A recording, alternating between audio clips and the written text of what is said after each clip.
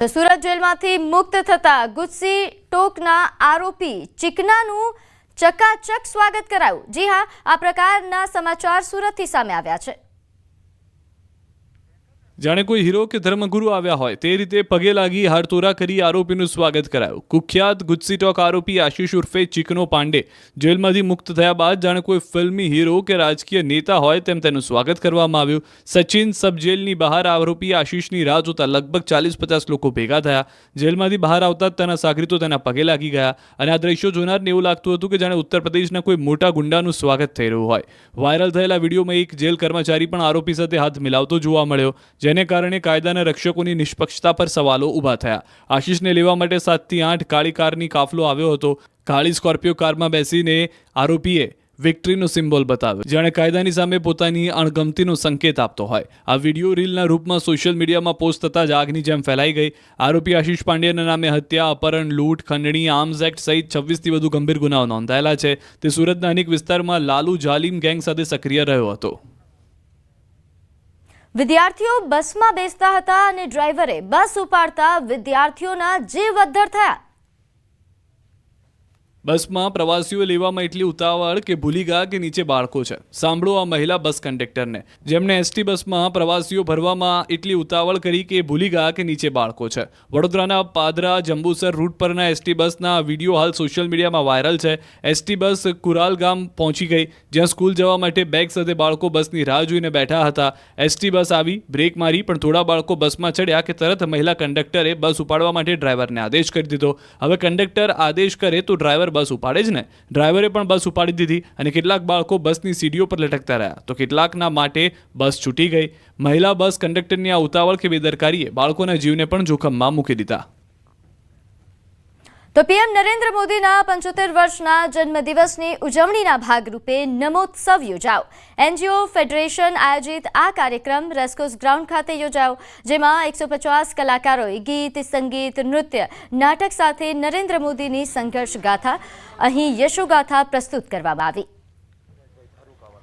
જીવરાજભાઈ ધારુકાવાલા સુરતથી, મહામંત્રી અશ્વિનભાઈ મોલિયા, મહામંત્રી વિરેન્દ્રભાઈ। તો પ્રધાનમંત્રી નરેન્દ્ર મોદીના 75 વર્ષના જન્મદિવસની ઉજવણી, ભવ્ય ઉજવણી રાજ્યભરમાં કરવાનું આયોજન કરાયું છે। તે દરમિયાન રાજકોટના રેસકોર્સ ગ્રાઉન્ડ ખાતે અનોખો કાર્યક્રમ યોજાયો, જેમાં સંગીત, નૃત્ય, નાટક સાથે વડાપ્રધાનની સંઘર્ષ ગાથા વ્યક્ત કરવામાં આવી।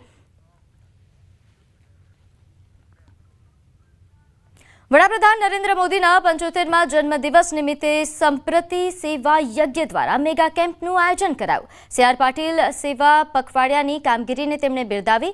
સાથે સુરત સંપ્રતિ ફાઉન્ડેશન દ્વારા આયોજન કરવામાં આવ્યું હતું, જેમાં 75મા જન્મદિવસને લઈને દિવ્યાંગોને 75 ટ્રાયસિકલ, 75 હોલ્ડિંગ વોકર આપવામાં આવ્યા।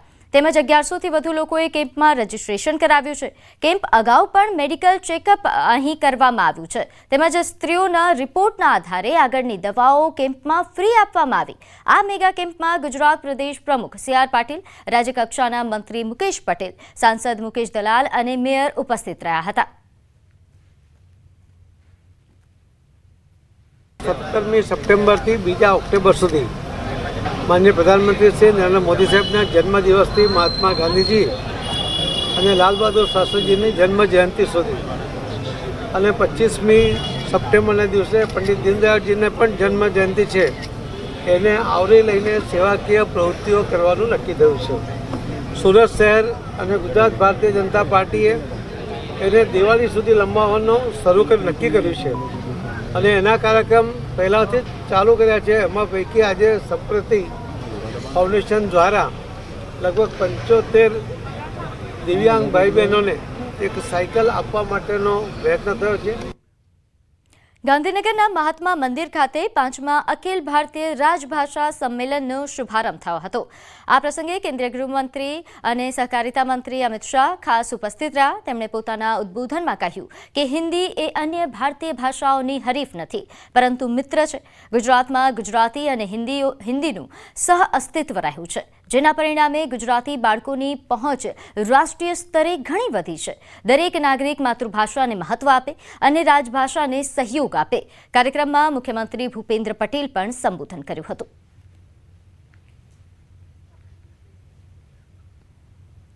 તો Sabarkantha Aravalli inter school karate championship 2025 અને સન્માન સમારોહનું આયોજન કરવામાં આવ્યું. સાબરકાંઠા અને અરવલ્લી 42 સ્કૂલોમાંથી 6 વર્ષથી 21 વર્ષ સુધીના 500થી વધુ વિદ્યાર્થીઓએ ભાગ લીધો.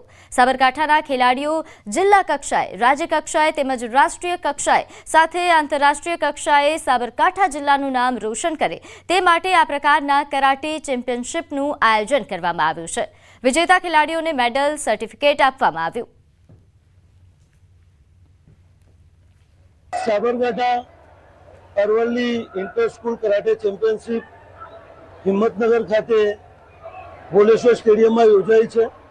આ સ્પર્ધામાં સાબરકાંઠા અને અરવલ્લી જિલ્લાની 42 સ્કૂલોમાંથી અલગ અલગ એજ કેટેગરીમાંથી આપણે આ છોકરાઓને મોટિવેશન મળે, પ્લેટફોર્મ મળે એ હેતુસર 6 વર્ષથી લઈ અને 21 વર્ષ સુધીના બાળકોને અહીંયા ભાગ લેવડાવ્યો છે.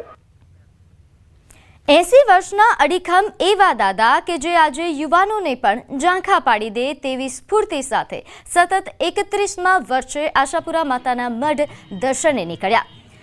ગિરિભા બાપુ 80 વર્ષની ઉંમરે પણ ગજબનો જોશ અને જુનૂન ધરાવે છે. 400 કિલોમીટરની યાત્રા તેઓ માત્ર 6 થી 7 દિવસમાં પૂર્ણ કરી માતાના મઢ પહોંચી જાય છે. 400 કિલોમીટરનું અંતર જે ચાલીને પૂર્ણ કરશે શ્રી ગુરુભા જાડેજા. તેમની આ યાત્રાને શુભેચ્છા આપવા માટે રાજપૂત સમાજના આગેવાનો, ગઢવી સમાજના આગેવાનો તથા બ્રહ્મ સમાજના આગેવાનો અને મુસ્લિમ સમાજના આગેવાનો તથા મિત્રો આવી પહોંચ્યા અને તેમના જુસ્સામાં વધારો કર્યો.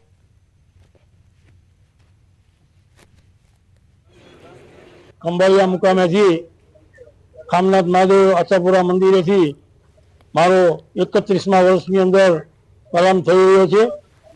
મારા 80 વર્ષ પૂરા થાય છે. 95માં આ પદયાત્રા મેં શરૂ કરેલી.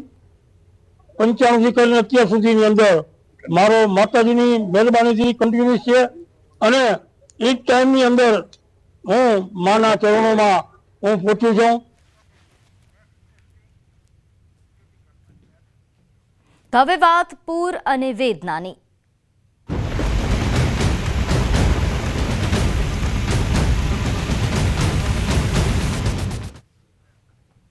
બનાસકાંઠામાં પૂર પ્રકોપની અસર હજુ પણ જોવા મળી રહી છે. 6 દિવસ બાદ પણ ઘણા ભાગો હજુ જળબંબાકાર છે. વાવ તાલુકાના ભાટવર ગામમાં હજુ પણ જળબંબાકાર છે. ન્યૂઝ 18ની ટીમ ભાટવર ગામ પહોંચી. પૂરના 6થા દિવસે પણ ભાટવર ગામના હાલ બેહાલ જોવા મળ્યા. સ્થિતિ એવી છે કે ગામમાં પાણી ભરેલા હોવાથી વાહનો જઈ શકતા નથી. તેથી લોકો હવે બળદગાડાનો ઉપયોગ કરી રહ્યા છે.